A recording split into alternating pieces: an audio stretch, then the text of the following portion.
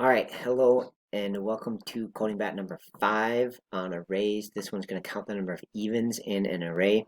This time the length is not guaranteed to be 3 or anything, so we're going to have to loop, right? And then I would also just make a variable that keeps track of how many evens we've hit. All right, and so basically like start at 0, and then when you hit an even, you increase it by 1. When you hit another even, you hit it increase by 1. Skip over this one. When you hit another even, increase it by 1. Right, so here's another example. This one's even, this one's even. So make the plus plus count twice.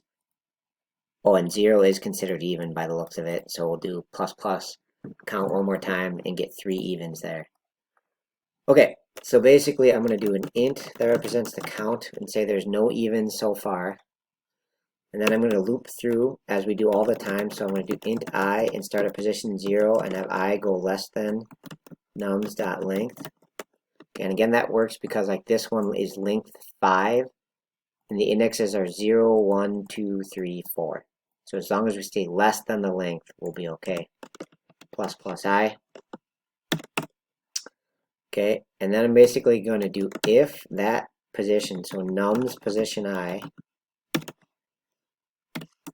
if that mod 2 equals 0, so basically if it's even, do plus plus to the count.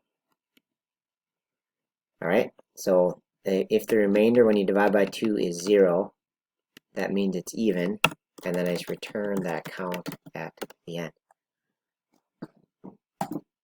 Okay, and there you go. That would be our solution. All right, that's it. Thanks for watching.